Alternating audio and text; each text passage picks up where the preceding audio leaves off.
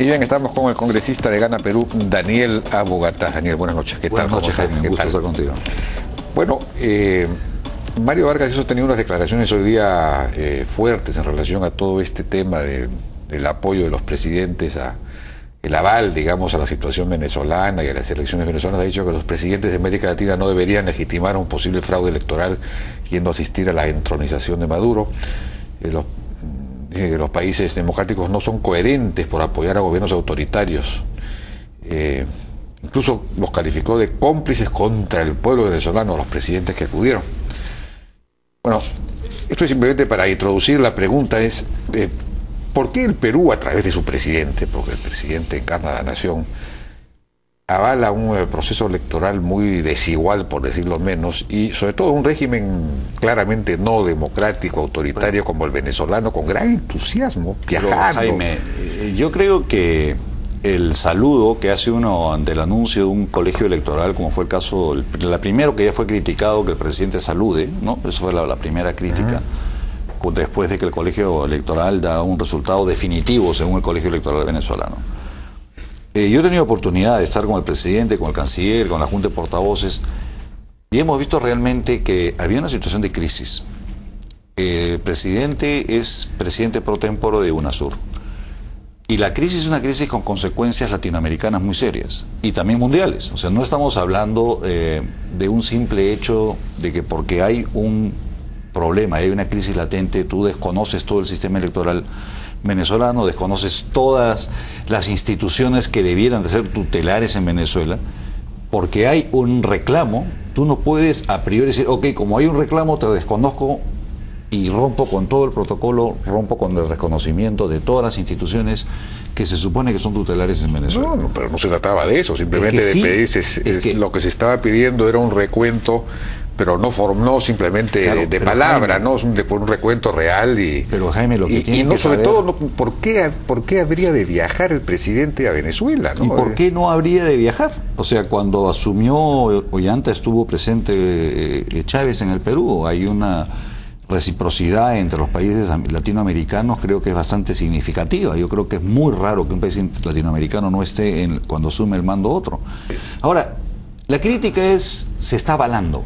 O sea, yo no creo que se esté avalando absolutamente nada. Lo que tiene que saber la población es que hubieron dos condiciones que el presidente Ollanta puso que eran de cumplimiento obligatorio para su presencia allá. Una de ellas era el recuento, o la llaman la auditoría de votos, que hasta que no se puso firme durante el día, que antes que vengan los presidentes, que fueron gestiones que se estuvieron haciendo, se logró. Y el colegio electoral reconoció que iban a hacer la auditoría de votos. Y lo otro que se exigió... Pero igual lo juramentó, es decir, y luego declaró que era irreversible la juramento. Es decir, encuentre lo que se encuentre, es decir, ese conteo... Yo no creo que sea irreversible, Jaime. Si se encuentran cosas extrañas, pongámonos en la situación, si bien yo no las considero como paralelas, en el caso de Fujimori. Fujimori se fue por la presión de la población. O sea, al fin y al cabo... Por los videos, se fue por los videos. En ninguno de los casos que hemos tenido situaciones de esta naturaleza ha habido una participación de países extranjeros para que, salvo pues la invasión de Panamá, de la época de Noriega. Recuerdo que vinieron solamente dos mandatarios, que eran los del Ecuador y el de Bolivia, me parece. Claro, pero... No, porque decir los países inmediatamente vecinos y hubo... Pero veníamos de una dictadura claramente donde no había ninguna discusión. El problema es, en octubre, alguien de los que está objetando el día de hoy que hubo fraude, dijo que Chávez le ganó con fraude a Capriles. Nadie dijo nada. Es el mismo sistema electoral, son las mismas instituciones, y ahora porque hay una diferencia... Pues siempre se ha dicho que habido, digamos, lo mismo que se decía de Fujimori en la reelección, ¿no? No es que necesariamente haya un fraude el día de la elección, aunque ha habido presiones a los votantes con los famosos asistidores y todo lo demás, pero quizás en los votos mismos no haya habido... Pero sí ha habido todo el proceso, ha sido fraudulento, claro, en el sentido de que no había libertad de expresión, en el sentido de que Capriles no tenía acceso a los medios, etcétera, etcétera, etcétera. Mira, entonces eso se ha dicho siempre. Mira, pero es que hay que tener en cuenta, Jaime, y tú tendrás que reconocer que nosotros nunca reclamamos un fraude, y cuando hemos tenido en dos campañas electorales, hasta lo que yo diría ahora, un bullying mediático, ¿no? Y nosotros en ningún momento dijimos acá hay un fraude porque digamos tenemos a toda la prensa en contra, porque no, o sea, evidentemente no es positivo para la democracia que tú tengas prácticamente un monólogo en todos los medios de comunicación. Ese es un tema que los venezolanos tienen que resolver ellos mismos. O sea, hay libertad de expresión, pero el Estado prácticamente ha copado todos los medios, eso no es lo ideal. Pero de ahí a saltar que es una autocracia, que hay una dictadura. ¿No consideres que hay una autocracia en Venezuela?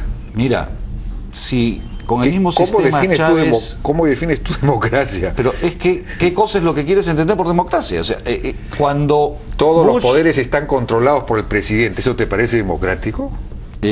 No hay prensa prácticamente opositora en la televisión porque han vendido sus empresas. RCTV fue cerrada por el gobierno, cerrada. RCTV, que era la crítica. Y Globovisión, pero también cuando que de alguna manera que era más o menos neutral, aunque con una cierta crítica, simplemente lo han forzado a vender a un empresario. Cuando Alan García cerró varias estaciones de radio, igual lo acusaron a Alan García de estar yendo contra la libertad de expresión. Yo no estoy acá para defender, Jaime, o sea, para comenzar, yo lo primero que quiero resaltar es que respeto el proceso venezolano, no compartimos muchísimas las cosas que tienen y en la forma de llevar, pero yo respeto la autonomía y la soberanía de cada país. No, pero preocupa, digamos, el diagnóstico que puede haber acerca de si Venezuela es o no democrática, porque lo que se ha dicho también es que aquí podríamos estar ante una especie de sindicato de presidentes que ante una suerte pues de reciprocidad en el tiempo, ¿no? Hoy por mí, mañana por ti. ¿No es cierto? Si el presidente Humala o el gobierno quisiera tener un proyecto reeleccionista, sea directo o a través de la esposa de la primera dama, entonces esto podría después ser avalado, o en fin, eso es... Yo creo que ahí hay un exceso de creatividad. Yo creo que nadie puede poner en duda la seriedad del proceso democrático brasilero, argentino, colombiano, el propio ecuatoriano. ¿Alguien ha cuestionado? O sea, esto el ecuatoriano ha sido cuestionado, el argentino también. Entonces, cuando no ganan... En Brasil no hay cuestionamiento. Bueno, entonces si todos los procesos latinoamericanos están cuestionados... En Brasil no hay, Chile tampoco. Bueno, el presidente Piñera no fue a Venezuela, por ejemplo, ¿no? No fue, pero avaló el comunicado de UNASUR. O sea, el presidente Piñera no se opuso al comunicado de UNASUR y no se opuso a que vayan. Entonces, si nosotros vamos a adoptar a priori situaciones, yo le pregunto a Jaime, ¿cómo deberíamos actuar frente a China? ¿Cuál debería ser nuestra relación con China? Nosotros debiéramos de tener relaciones con un país que abiertamente es absolutamente antidemocrático, económicas, no hay ningún problema. Que no tiene absoluta, no existe libertad de expresión, de movimiento, de defensa de derechos humanos. China es el ejemplo de todo lo que no debe haber un país, pero ahí sí está bien. Cuando George Bush hijo hizo lo que dicen que hizo respecto a las elecciones, ahí sí está bien. Cuando pasó lo de México con Obrador... Nadie dice que esté bien, pero con China no podemos hacer nada. En cambio, Venezuela estamos dentro de UNASUR. Tampoco podemos ser tan irresponsables, Jaime, de crear una crisis continental y hasta bien mundial, porque tú entras en una guerra civil en Venezuela, saca del mercado al cuarto productor de petróleo del mundo, y miren la fiesta que nos vamos a meter. O sea, hay consideraciones que es importante que la población sepa, que cuando un presidente, sobre todo en el caso del presidente Ollanta, tiene la presidencia pro tempore de UNASUR, no se trata simplemente te conozco, no te reconozco, no, hay una serie de implicancias muy, muy serias para toda América Latina. Una de esas implicancias es la posibilidad de la reelección conyugal en el Perú. ¿Es una posibilidad o no es una posibilidad? Mira, yo creo que las leyes son suficientemente claras. La ley electoral peruana es clara, ya se ha manifestado de que la propia primera dama ha dicho que ella no está en ninguna manera a favor de leyes con nombre propio. Yo creo que ese es un tema que ahora ya querer jalar de los pelos, que diría, como tú lo has señalado, día por ti, mañana por mí, yo creo que eso es algo que los propios peruanos no van a aceptar, ¿no? Bueno, el otro elemento que entraría en juego en este cuadro, digamos, sería el temor que sienten algunos de que el gobierno se está yendo nuevamente hacia la famosa gran transformación, ¿no? Hoy día hay una declaración de Otárola que dice: la hoja de ruta es el camino para llegar a la gran transformación. Entonces uno lo que se pregunta es, ¿qué quiere decir esto? Es decir, ¿quiere decir que la hoja de ruta, si se cumple, vamos a conseguir una gran transformación debido a lo que está establecido en la hoja de ruta? ¿O la hoja de ruta es una manera de llegar finalmente al plan originario de la gran transformación. No, mira, Jaime, yo creo... ¿De qué estamos hablando? Es decir, aclaremos... Es que todo Jaime, el mundo está preocupado, los empresarios, todo el mundo está... Yo creo que hay una intencionalidad de generar un cierto nivel de zozobra con algo de que creo que el propio presidente Ollanta, por sus propios actos, no por imposición de nadie, ha demostrado que nosotros nunca fuimos lo que nos quisieron pintar como que éramos, para comenzar. O sea, a nosotros nos pintaron como antidemócratas y antiinversión. Eso fue un cliché que nos pusieron, que se repitió, pero nosotros nunca aceptamos. En el plan originario de la gran transformación. Podíamos sacar todas las citas que hay ahí, pero eso felizmente fue dejado de lado. Fue dejado de lado, y eso fue dejado de lado conscientemente, no fue dejado de lado para ganar unas elecciones. Esa es la gran diferencia del presidente Ollanta con, creo yo, sus antecesores, que decían cualquier cosa en campaña con tal de llegar a la presidencia. O sea que esta frase no significa que de ninguna manera, comenzamos por la hoja de ruta y terminamos en el plan de la gran transformación, sino que la hoja de ruta va a producir una gran transformación. La hoja de ruta está produciendo una gran transformación, Jaime. ¿Cuándo has visto tú que en un país como el nuestro, en los últimos 15 años, cuántas veces la población ha entendido que realmente ahora hay una intencionalidad seria y cierta de trabajar por los excluidos en el país? La población lo percibe, la población lo está viendo. O sea, hay una verdadera transformación en ese sentido, eso no lo puede negar nadie. Bueno, la pobreza se redujo tremendamente en los últimos 10 años, ¿no? Es decir, sin necesidad de llamarle gran transformación, se produjo, ya se produjo una gran transformación en ese entonces, sentido. ¿por qué esa reducción, Jaime, no se reflejó en la aprobación de los presidentes? Por incapacidad política de capitalizar esos logros. Ah, ¿tú crees que no? No, es que Alan García, la gran virtud de Ollanta Humala es que sabe sentirse... Crecer con redistribución. Esa es la gran diferencia, Jaime. Correcto. Bueno, y entonces a eso se refieren simplemente, pero por ejemplo, esta propuesta que ha sido confirmada por el premier de Petroperú, de que se quiere comprar Repsol y conformar un monopolio de los combustibles y regresar pues al Petroperú de los 70. Mira, a mí me encantaría poder pensar en un Petroperú como Petrobras, por ejemplo, ¿no? O un Petroperú como ENAP de Chile, o como Ecopetrol. O sea, yo la verdad que si pudiéramos tener, aunque sea la 10ª parte de lo que es ENAP en Chile, yo estaría feliz, porque puedo garantizar la seguridad energética, un gas licuado. ENAP no produce petróleo. No produce, pero vende más del 50% del combustible que compras tú en el Perú. Nos lo venden ellos. Es una importadora. Es una importadora que se lleva todas las utilidades para Chile. O sea, no es una importadora de petróleo a Chile. Y a Perú también. Ellos son los que venden más del 50% del combustible que compras tú y que compramos todos. Es la empresa estatal chilena. Entonces, ellos están en minoría en Primax con el Grupo Romero. ¿Cuál es el esquema? En minoría con el Grupo Romero. Hay que decir las cosas como son. No son bueno, en fin. Son minoría. Pero ¿cuál es el esquema que ya está por todos aprobado? Que esto viene desde el gobierno de Alan García. 20% de Petroperú va a ir al sector privado. Todo el mundo está de acuerdo con que el 20% de las acciones petroleras se van a vender. ¿Por qué no podemos volver a un esquema? Eso hasta ahora no hay ningún avance. Ya hay la ley, ya está todo dado. Pero dime, ¿por qué no podríamos, Jaime, hablando acá hipotéticamente, hablar de un esquema? ¿A ti te parece bien que el Petroperú sea... Yo creo que los grifos son fundamentales. Los grifos son fundamentales. La gran utilidad en la comercialización... ¿Para qué serían fundamentales? Por el fortalecimiento propio de Petroperú. Nosotros necesitamos una empresa de energía que sea sólida y fuerte. ¿Por qué? ¿Cómo que por qué? O sea, la seguridad energética... necesitamos es petróleo, necesitamos producir petróleo. ¿Y cómo lo vamos a...? Necesitamos una enorme empresa petrolera, necesitamos ¿Cuánto petróleo? hemos incrementado con el sistema actual de privatización de absolutamente todo en el sector de hidrocarburos? ¿Cuánto se reduce año a año nuestra producción de petróleo? Tú agarras las estadísticas, llegamos en la época de Velasco a 200.000 barriles, ahora no llegamos a 110.000. Claro, o sea, ese es el esquema de privatización, 100% todo para el privado. La gran caída se produjo cuando Petroperú era monopólica, entre los años... Sí, en los años 80 se produjo la gran caída. Te voy a traer las estadísticas. Y luego siguió cayendo porque el Estado no ha sido capaz de licitar más pozos petroleros. El único que fue capaz de hacer un oleoducto fue el gobierno a través del Estado. O sea, ¿quién?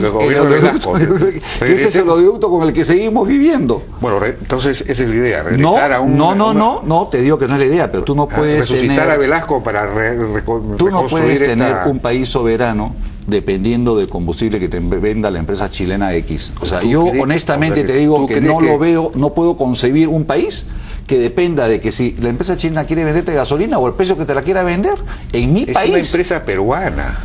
peruana. Bueno, pues tendré, de por algo soy nacionalista. Grupo pues, Romero chileno, Grupo Romero chileno. No, bueno, es que acá les da tanto susto entonces de que la empresa estatal peruana, pero cuando viene la chilena, alfombra roja. Cuando viene Petrobras, la alfombra roja. Pero cuando es la peruana, no, tú no puedes. ¿Dónde está la igualdad constitucional? Pero Petroperú existe, funciona. Es la empresa más grande que hay en el Perú. Claro, y todos esos más grifos la pregunta es ¿por qué tiene que ser un monopolio? ¿Por qué quieres los grifos? ¿Por qué quieres los grifos? Porque ahí está el negocio, pues. Porque ahí está el negocio. O sea, si yo voy a invertir en Petroperú, por ejemplo te digo, si mañana sacan a personas naturales... para poder control de precios, por ejemplo, para controlar, regular los precios. No, Jaime, yo creo que esos son... control de precios es un absurdo. Bueno, el subsidio se viene dando, los subsidios se vienen dando en muchos sectores, Jaime, y nadie dice esta boca es mía. No hay ningún subsidio de los combustibles. No, en los combustibles. Hubo un momento que había un fondo de estabilización, hay un fondo de pero estabilización, ya no existe. Pero, ya Jaime, no existe. Existen subsidios al sector financiero. ¿Cuál subsidio al sector financiero? Te lo digo, Jaime. Tú analizas lo que son los creadores de mercado. Esos 4 bancos que han sido bautizados como los creadores de mercado reciben 1.500 millones de soles anuales en intereses liberados de impuesto a la renta. Y son dineros del tesoro público que se los entregas a la empresa privada, liberados del impuesto a la renta. Pero los intereses tienes que pagárselos al ahorrista. El ahorrista es el banco el que se lleva las utilidades, no es el ahorrista. El ahorrista es el que recibe los intereses. El banco, un ratito, Perdón, ¿qué es esto? No, Jaime. Los intereses de los bonos que solamente pueden comprar esos bancos que he escogido yo a dedo, esos intereses no son para el ahorrista, esos intereses son para los accionistas de los bancos. Eso es un subsidio directo al sistema financiero. Y esto viene del señor Carranza, desde el año 2007 o 2008, el señor Carranza, donde creó todo este sistema, que es muy lindo. O sea, tú no quisieras comprar los bonos del Tesoro del Perú al 7-8% al día de hoy, en vez de que te paguen en el banco 0.50 por tus intereses. No, tú no puedes comprarlos. Solo los compra el Banco Continental, el Banco de Crédito y tal fulano de tal. El privado, no, tú no, señor. Eso es para ellos. No los puedes comprar. Está muy mal. Totalmente de acuerdo contigo. Te dicen en el mercado secundario que los compren en el mercado. Si eso está mal, ¿por qué estaría bien que una empresa como Petroperú eso sí nadie haga subsidios? Estoy de acuerdo contigo, eso está pésimo. Por eso, pero se están haciendo subsidios ahorita al gas, al GLP. Está muy mal. Está muy mal. Bueno, al GLP hay subsidios, un subsidio para los sectores pobres. ¿Cómo redistribuyes puede ser, para sectores pobres puede ser, yo lo cuestiono, Jaime, pero en fin, puede aceptar. Ser que el subsidio indirecto sea algo negativo, porque eso, digamos, lo que estamos viendo, lo que ocurre en Venezuela, que ellos han entrado a subsidiar productos y se han ido al demonio. Lo que se hace y lo que Brasil comenzó a hacer era entregar los recursos directamente a la gente necesitada y que ellos adquieran el bien. Evidentemente, un subsidio directo a un bien, lo que se está haciendo acá, entregar el bono, por ejemplo, para el que una empresa, el Estado, contando con una empresa monopólica, poderosa, no va a tener la tentación, sobre todo si es un Estado con tendencias populistas. Pero es que ya va a ser 20% privatizada. O sea, si tú colocas... 20% no es nada, no tienes poder. Tendrías que ser pues 50%. Pero 20%... se comienza con algo. Se comienza con algo, Jaime. O sea, si a ti te permitieran, si a mí me dicen que Petroperú va a comprar los grifos, yo mañana me pongo en cola para comprar acciones de Petroperú. Ahora, Repsol es una empresa que está súper endeudada, que tienes que hacer unas inversiones tremendas, vamos a gastar dinero del público, de los contribuyentes, para comprar una cosa... francamente, yo no sé si la gente... si ya no es tanto dinero, Jaime. O sea, yo no sé si va a haber personas que se animen a comprar el 20% de Petroperú, si es que se va a meter en estas aventuras empresariales. No, yo te digo una cosa, Jaime. Si tenemos un minuto... Bueno, yo te digo, justamente lo que se trata es de que Petroperú no se fortalezca para comprarla barata. De eso es lo que se trata. Por eso es que a Petroperú no le dejan hacer lo que tiene que hacer. ¿Pero tú crees que se va a fortalecer comprando una empresa recontra endeudada? ¿Cuánto más vale? Repsol está quebrada. No, la Pampilla no la va a comprar nadie. La Pampilla déjasela para ENAP. O sea, la Pampilla que se la lleven los chilenos. A los chilenos. Donde está la carne. ¡Qué barbaridad! Traidora a la patria, traidora a la patria. Donde está la carne son los grifos. ¡Qué barbaridad! Qué ahí estamos. Bien, muchas gracias, Daniela Bogatás, por a ti, Jaime, por la invitación. Vamos a una pausa y regresamos con el vicealmirante El Mundo de Vil, director general de Capitanías y Guardacostas. Otro asunto sumamente controvertido, el traspase de funciones de la APN a la DICAPI.